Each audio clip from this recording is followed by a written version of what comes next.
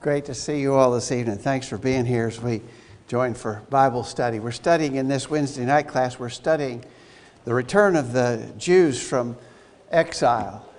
It's not totally accurate to say they're returning from Babylonian captivity, because the captivity, although it started out being Babylonian captivity, during the time that they were in exile, the Persians, Medo-Persians we often say, conquered the Babylonians, and so it was the Persians who sent them home. So they're returning from exile that had begun under the hand of Nebuchadnezzar and the Babylonians, but ended up under the Persians, and the great King Cyrus, the great Persian King Cyrus, authorized them to go home, go back to Jerusalem, build a temple to God in Jerusalem.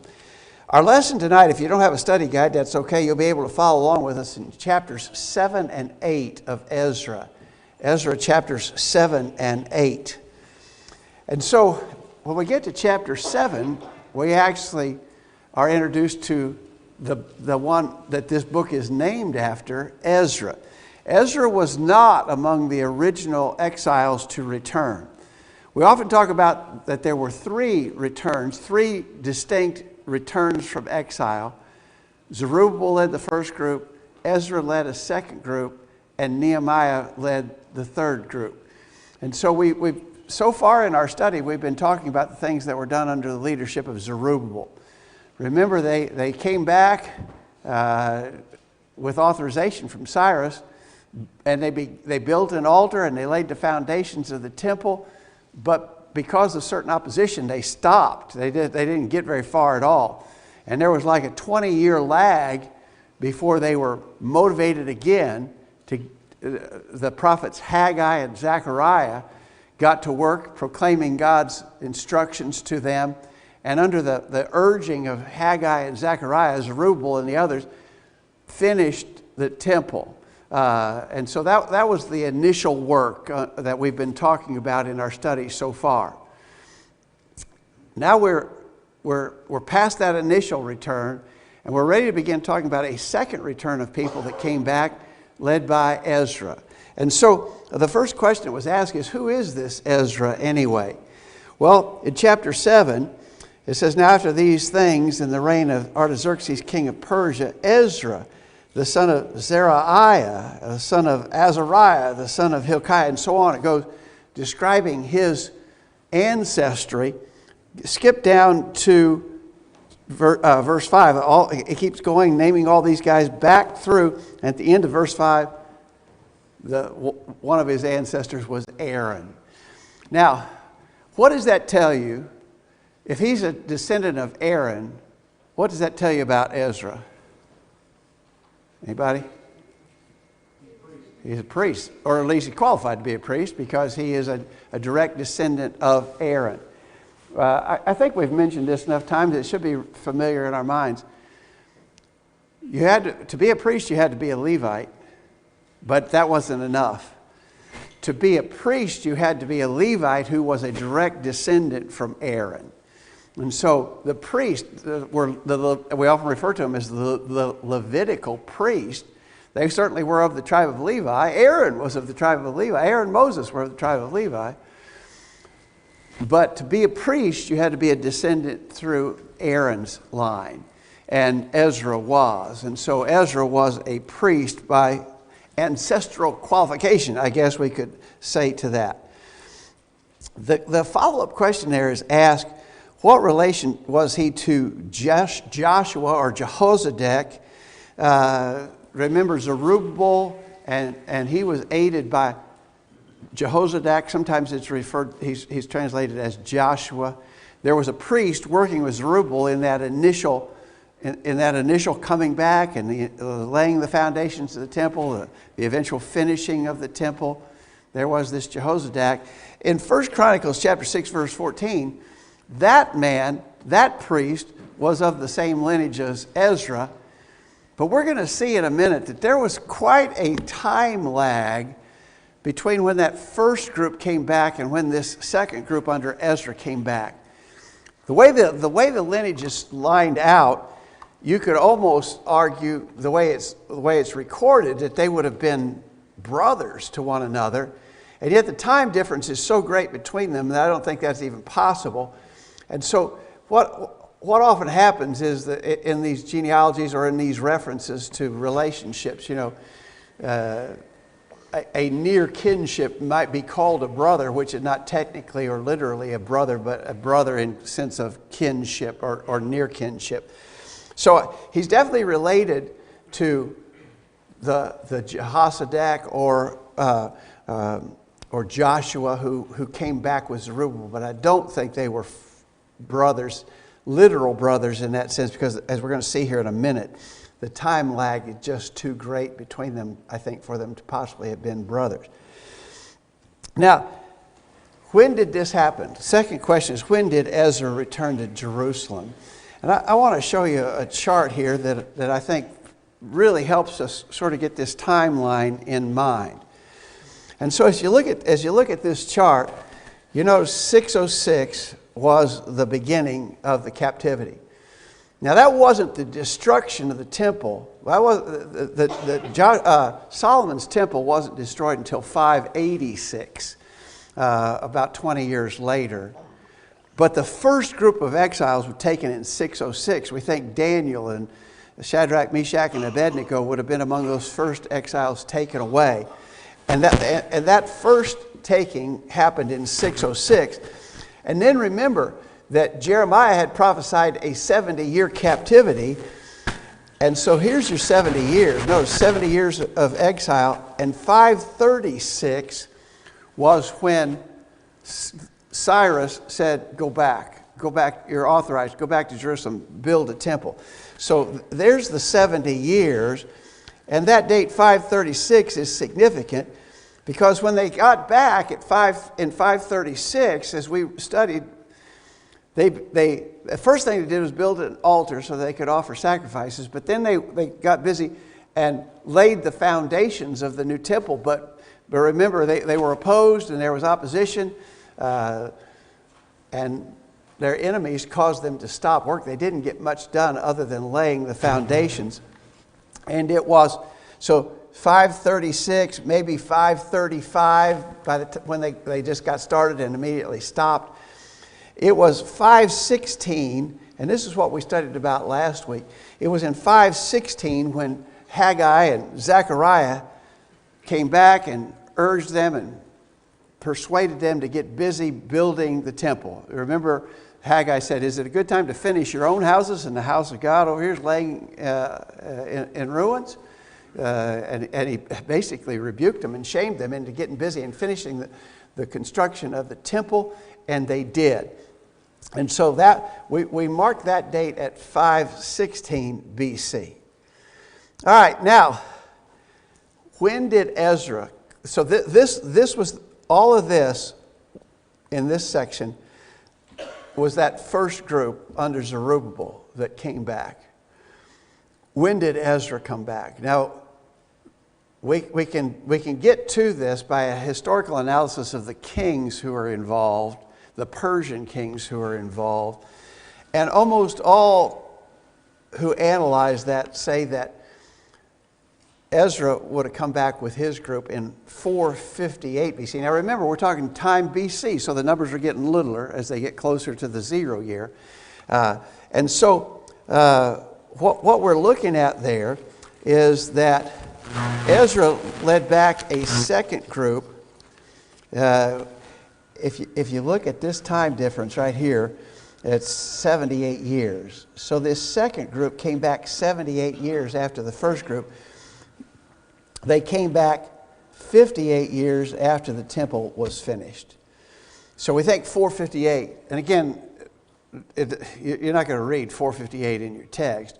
But the way you kind of come to that conclusion is by virtue of analyzing the kings that were involved in it and issuing these edicts about what can and can't be done and who can do it. So we think 458, about 78 years after the first group returned. That's, by the way, if you notice that, if this is 78 years, I've got this all messed up here, you can't already read. If this is 78 years, then it seems highly unlikely that the Jehozadak or Joshua who came back with Zerubbabel was also a brother to Ezra. seems unlikely. I mean, if he was really young when he did his work and Ezra was really old when he did his, I guess it was possible. But I think it's probably unlikely. I think they were just near relatives. They were in the same ancestral chain. We know they both would have been descendants of Aaron because they were both priests. But even in the specific family lineage, it indicates that they were near relatives. Any thoughts or comments on any of that history? I think these dates, and you may want to write them down, I think these dates are significant for our purposes in remembering how this all came about. But I think it's especially interesting to notice that we're talking about that 78 years between the first group that came back and this group that we're talking about now that was led by Ezra. Wait. I think it's kind of interesting you were talking about the laying of the foundation. And how many years did you say it was before they stopped? Before they got back and finished it? No, after they started the foundation and then they got stopped. Just about a year, or within that first year. Yeah, and so if I was to build a house today, how long would it take me to lay the foundation? Not too long. Yeah, and it took them all that time to lay the foundation because they had to move all these rocks and chip away. They were very heavy, and it took long periods of time just to lay foundation. Yeah, but that's all they got done initially until Haggai and Zechariah came along and pushed them forward to finish. Yeah. All right. Other thoughts here? Anybody? Okay. The question is asked, what qualification did Ezra have that suited him for the work he was undertaking? Well, first he was a priest, right? Obviously, he was a priest by inheritance, by ancestral lineage. He was a priest. But notice in chapter 7, let's see. Let's continue our reading at verse 6. So I'm in chapter 7, verse 6. Ezra went up from Babylon. He was a ready scribe in the law of Moses, which the Lord God of Israel had given. And the king granted him all his requests according to the hand of the Lord his God upon him. And there went up some of the children of Israel and of the priests and the Levites, the singers, the porters, and the Nethinim, unto Jerusalem in the 7th year of Artaxerxes the king. And he came to Jerusalem in the 5th month, which was in the 7th year of the king. For upon the first day of the 1st month began he to go up from Babylon, and on the first day of the 5th month came he to Jerusalem, according to the good hand of his God upon him. For Ezra had prepared his heart to seek the law of the Lord and to do it, and to teach in Israel statutes and judgments. So, in answer to the question, what qualifications particularly suited him for the work he had to do? Well, a couple things are mentioned. Verse 6 says he was a ready scribe in the law of Moses. And so he knew the law. He was rated as, I think we would probably say he was an expert when it came to the law of Moses. He knew it. He knew it well. He was a ready scribe.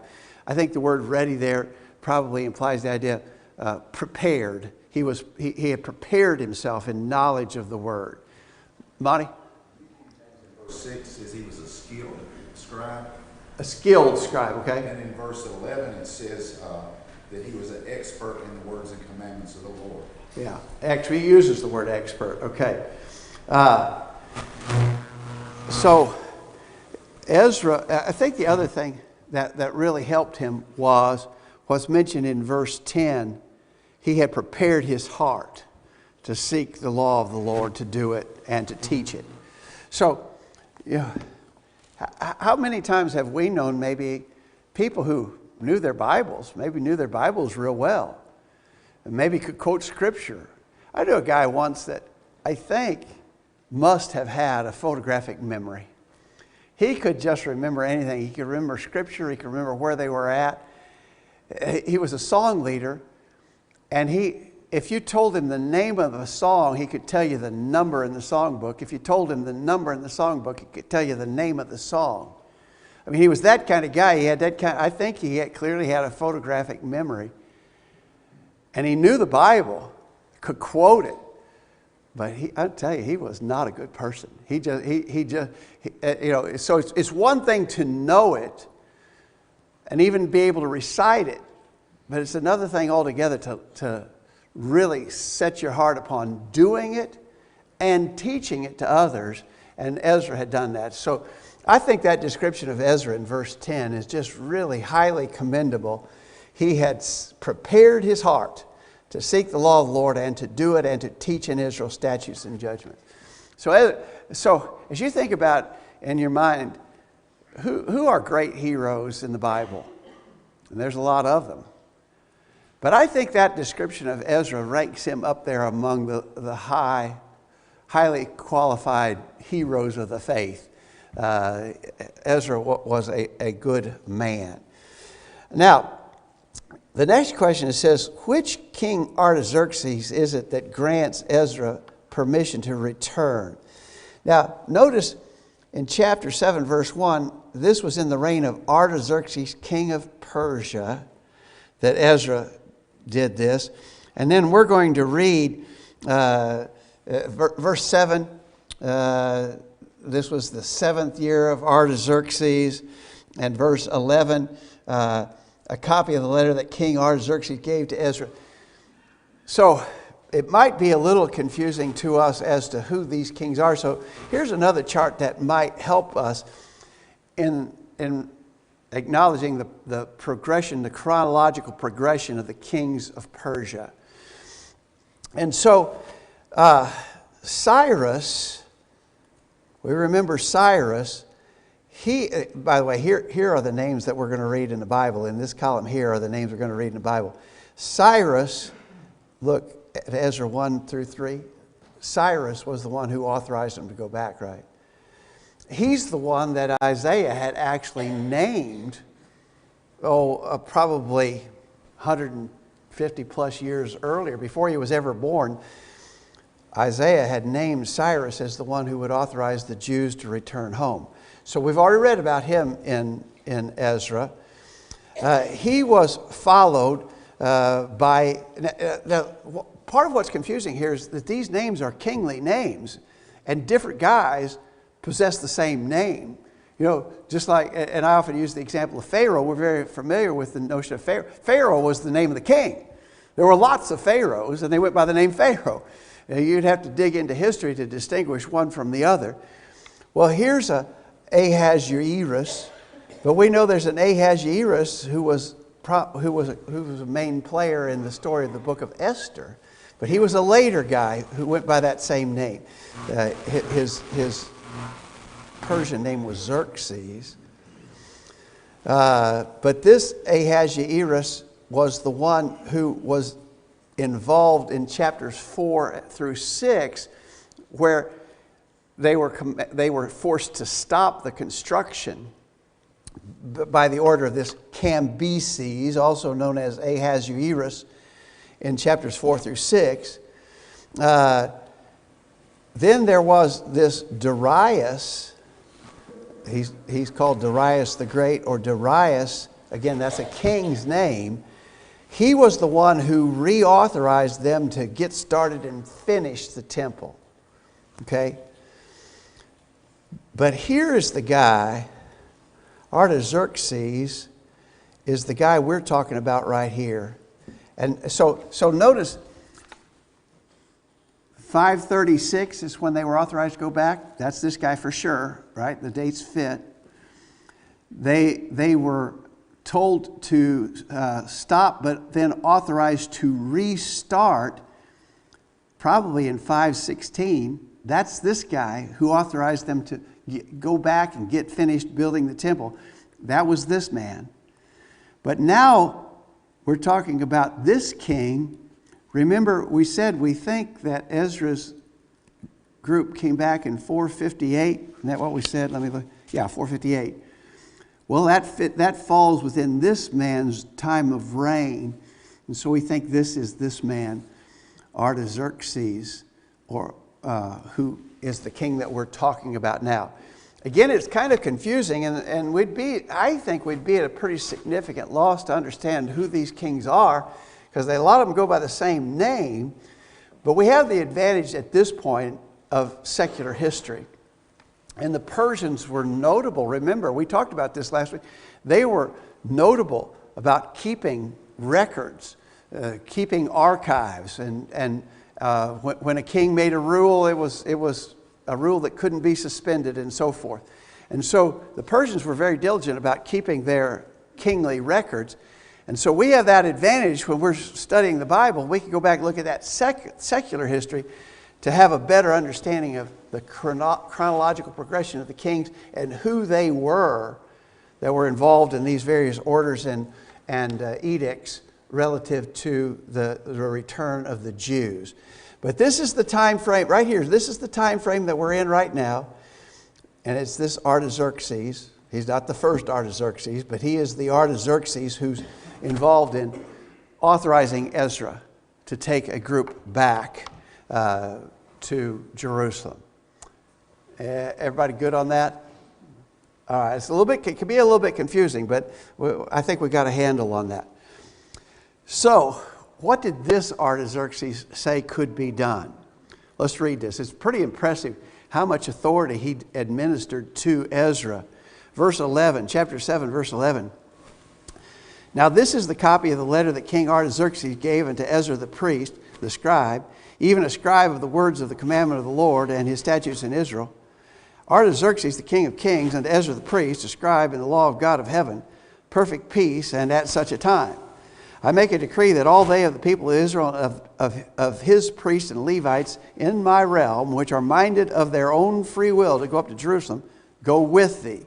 For as much as thou art sent of the king and of his 7 counselors to inquire concerning Judah and Jerusalem, according to the law of thy God, which is in thine hand, and to carry the silver and gold which the king and his counselors have freely offered unto the God of Israel, whose habitation is in Jerusalem. And all the silver and gold that thou can find in all the province of Babylon, with the free will offering of the people and of the priest, offering willingly for the house of their God which is in Jerusalem, that thou mayest buy speedily with this money bullocks, rams, lambs, with their meat offerings and their drink offerings, and offer them upon the altar of the house of your God which is in Jerusalem. And whatsoever shall seem good to thee and to thy brethren, to do with the rest of the silver and the gold, that do after the will of your God. The vessels also that are given thee for the service of the house of God, those deliver thou before the king, those deliver thou before the God of Jerusalem. And whatsoever more shall be needful for the house of thy God, which thou shalt have occasion to bestow it out of the king's treasure house. And I, even I, Artaxerxes the king, do make a decree to all the treasurers which are beyond the river, that whatsoever Ezra the priest, the scribe of the law of God of heaven, shall require of you, it be done speedily.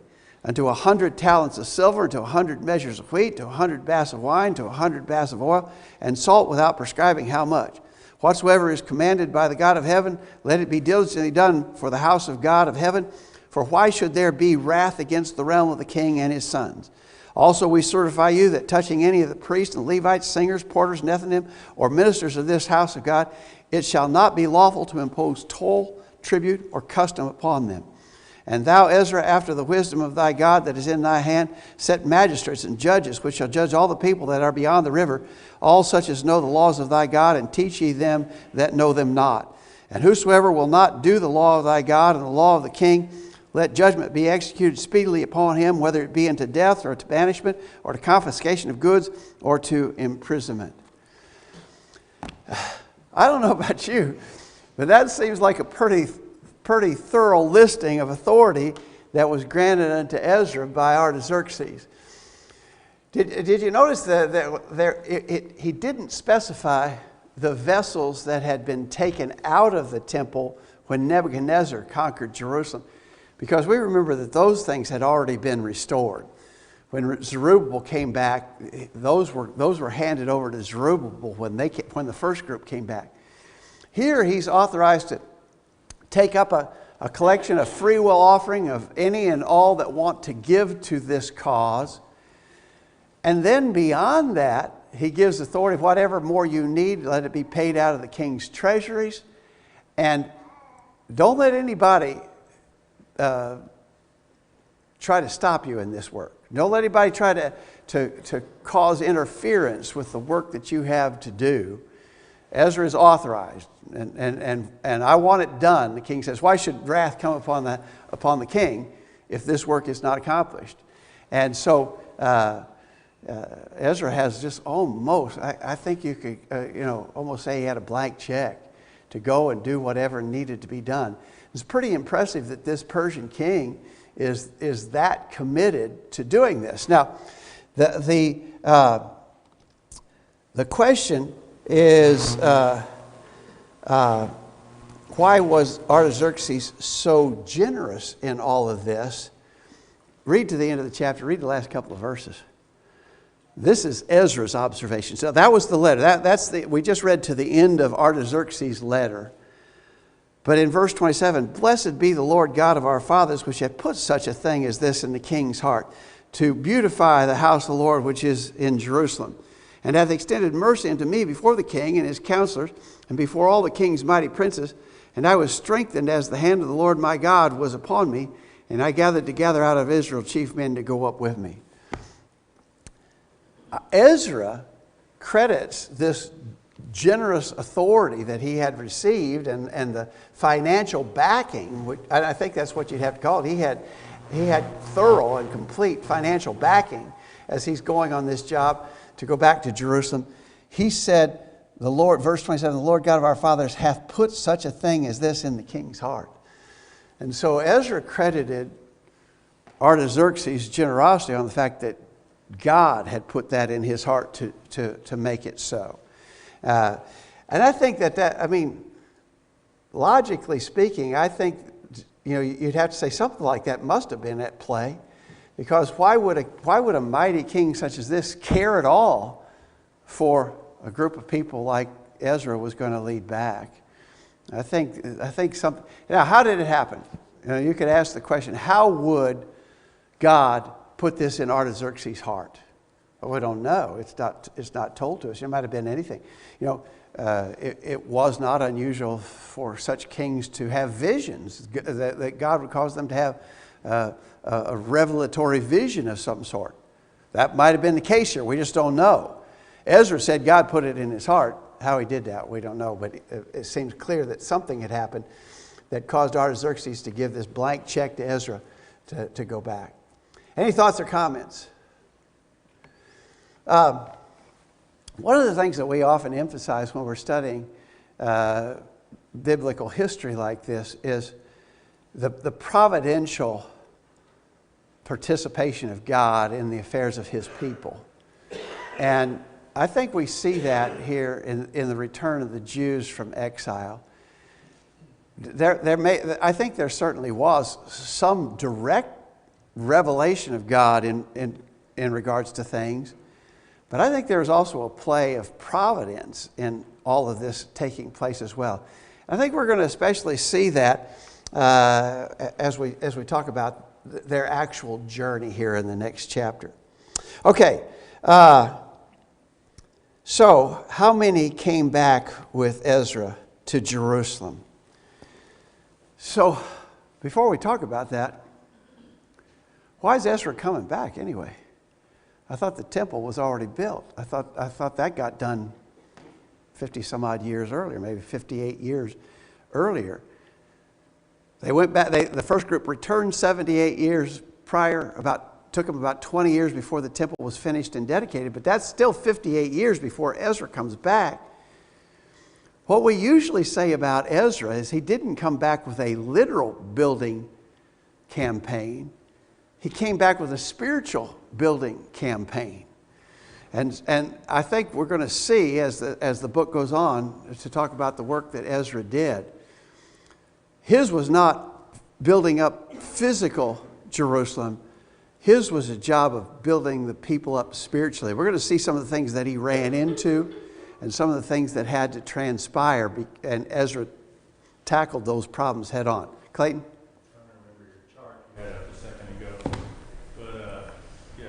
This one or the other? Yeah, that one. So, quick look, it just says Artaxerxes was the son of Xerxes. So, is possibly Esther his mother? Or had influence on him? I don't know, but did you notice here, there's actually two guys that have that name. So, I don't know. Sarah? It would have been her stepson. Stepson? You're talking about Esther's? Oh, okay, yeah. I didn't catch you were talking about Esther. So, yeah, this is in that immediate time. So a lot of times when we study Esther, we study that just as sort of a standalone. It's almost, it reads like a short story. I mean, it's so interesting, but we kind of take it out of the historical history. I think this chart is good. So I do think you're right. Here's Ahasuerus, who took Esther as queen, and so there would have been a direct relationship, as Sarah said, probably like stepson relationship to the guy who's king now. Yeah. So, okay, so you're making that point in reference to how did it get in his heart to help the Jews? Maybe under the influence of Esther. I hadn't even thought about that. I think that's a good observation. Possibly so. Possibly so. Okay. So Ezra's going to lead this group of people back. Notice he said it right at the end of chapter 7, the last phrase, I gathered together out of Israel chief men to go up with me. And then as it goes right, it spills right into chapter 8, it's going to name the people who came. These are now the chief of their fathers, and this is the genealogy of them that went up with me from Babylon in the reign of Artaxerxes the king. And then he begins to name a bunch of people and how many of their family members went. And if I added correctly, I came up with, from verses 1 through 14, if I added correctly, I came up with 1,496 people plus the heads of their families. And so someplace right around 1,500 people. That's not very many, really, when you think about it. It's not near as many as went back with Zerubbabel. About 1,500 people. And he names them all. Whenever we read lists of names like that, I'm always thinking, why are you listing the names? And then you have to remember, it just over and over again emphasizes to us, God knows us. And He's aware of everything that we do, and He's aware of He knows our names. And it's all in His mind and knowledge. And the very fact that they're all named here is just another. So what if a book was to be written about the work of the College View Church? Well, he would name names, and he would name your name, and what would he say about you, and what about your family, and what involvement did you have? That's all in the mind of God. Books like that are not being written today, but it's in the mind of God, and He knows our names, which I think is really amazing and impressive. But something interesting was missing. Verse 15, chapter 8, verse 15. I gathered them together into the river that runneth to Ahava, I guess that would be Ahava. And there abode we in tents 3 days, and I viewed the people and the priest and found there were none of the sons of Levi. Oh, wait a minute. So all of these people had come, and really, so this was a voluntary thing. Ezra was accepting volunteers. Who wants to go with me back to Jerusalem? None of the Levites volunteered, which seems like that was just an oddity, or maybe indicated some kind of an issue that existed among the Levites. Maybe they weren't as spiritually strong as they should have been, had not stepped up for this work. And so Ezra sends for them, and at his urging,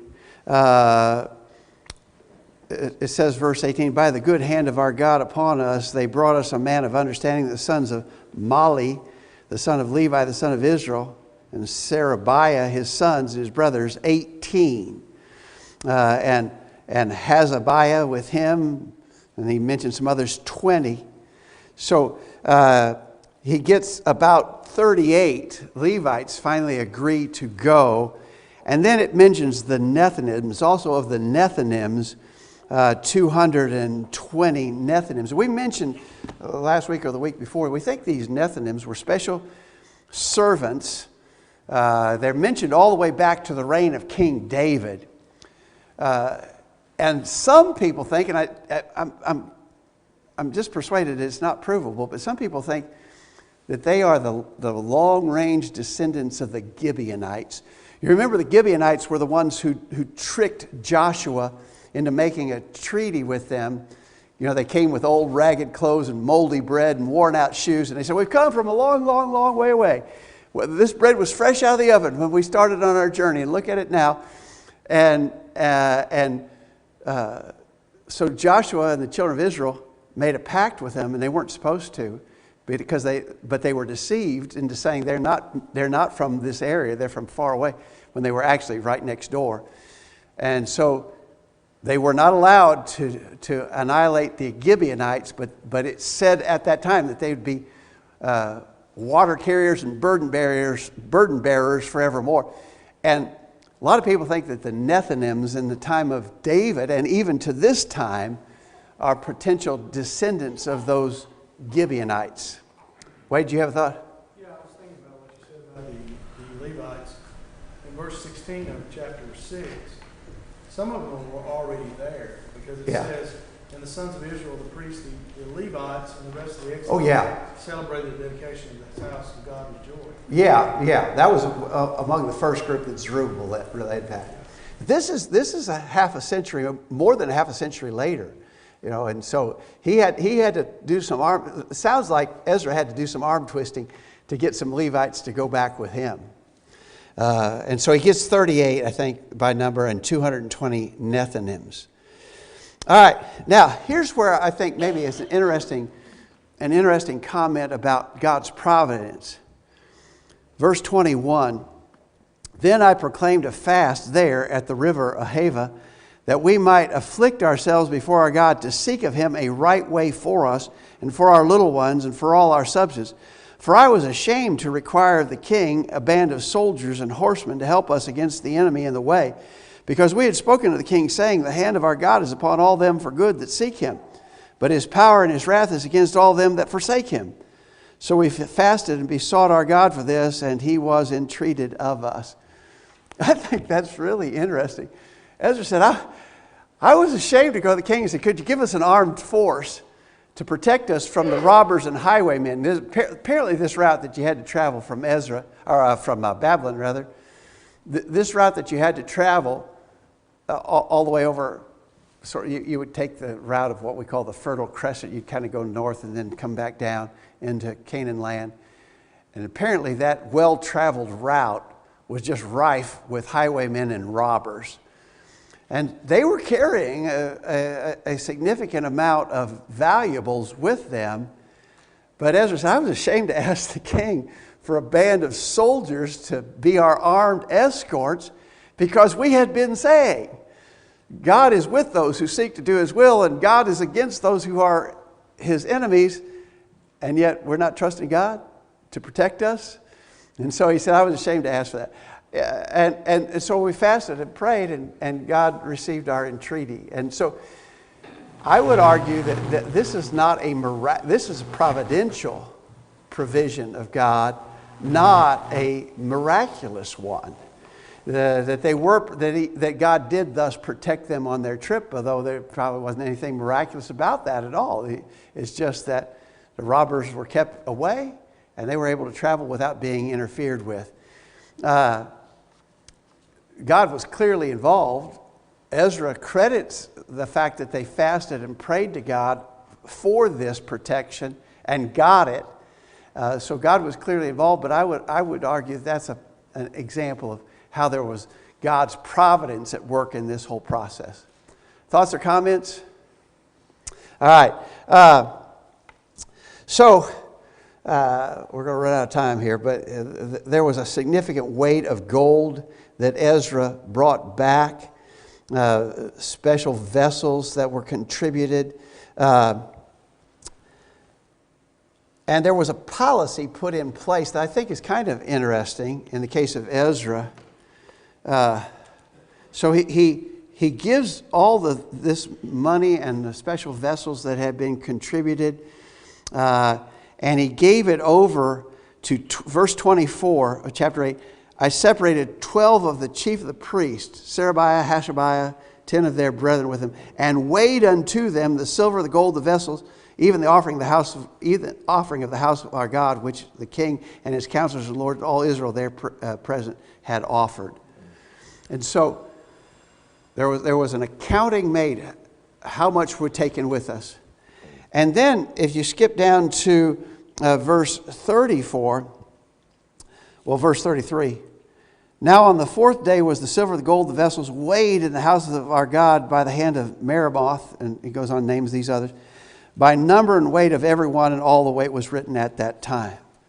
And so that there was sort of a checks and balances in place. We're going to weigh it when we start, we're going to weigh it when we get done, and you would think that if there's any discrepancies in what was weighed at the start and what was weighed at the end, there would be somebody would have to be held responsible for that.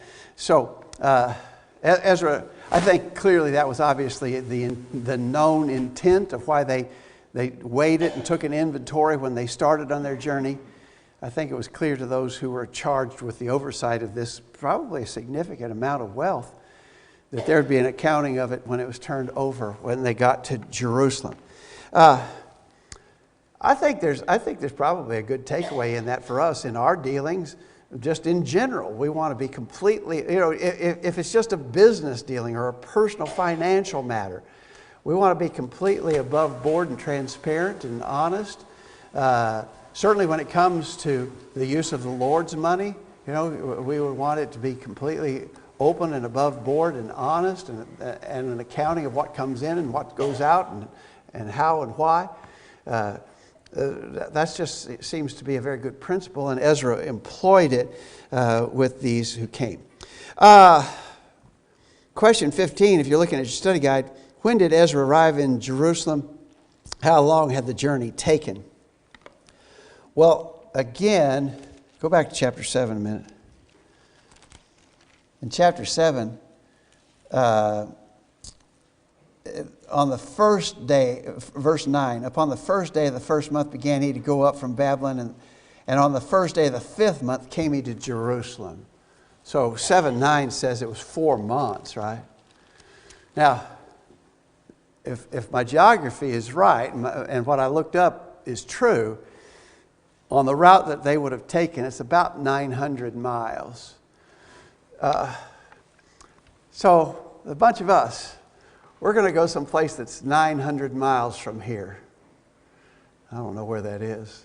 No, Florida's not 900 miles. Is it? Huh? Tampa 900 miles? Okay, so we're going to start walking tomorrow. You think we could make it in 4 months?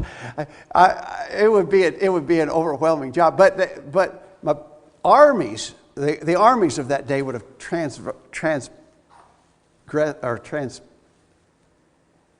passed over that amount of territory in much less than 4 months. 4 months is a long time. 4 months, 120 days. They were only making 5 to 10 miles a day. You could walk faster than that, but they had substance with them, and probably some children, maybe some elderly folks. They didn't make. My point is, they didn't make record time in going that 900 miles. So when they got there, it's always interesting when money. Verse 21 mentions that they had their little ones and all their possessions. Yeah. So it wasn't like we was going to take off in a backpack and we were all 21 years old and we was going to go and do this. But there would have been some older people that mentions little ones. They had all their stuff. I mean, they were moving to Jerusalem. They wasn't going for a visit. They had a lot of stuff with them. That's right. This wasn't a vacation trip. They were moving to live there permanently. So I stand corrected. It's about 600 miles. 600 miles to Tampa? Yeah. Yeah. I didn't think it was 900 miles. Miami is about 900 miles. Okay. So, how interested would you be in setting out on foot, maybe with some animals pulling wagons, with all your stuff in it, to go to Miami? In our day, it would be an overwhelming assignment. You have to think it was a big task for them. I think they were a lot tougher than we are. But the first thing they did when they got there, the children, verse 35, the children of those that had been carried away, which were come out of the captivity, offered burnt offerings to the God of Israel, 12 bullocks for all Israel, 90 and 6 rams, 70 and 7 lambs, 12 he-goats for a sin offering. All this was burnt offering to the Lord. And they delivered the king's commissions unto the king's lieutenants and to the governors on this side of the river, and they furthered the people and the house of God. All right, that last verse segues us into the next chapter. But they got there. I think it's always impressive how quickly they want to make sacrifices to God. Obviously, they're grateful for the protection that they received and for the fact that they are there. And Lord willing, next week we'll continue about what Ezra finds when he gets there and some of the spiritual issues that he has to deal with while he's there.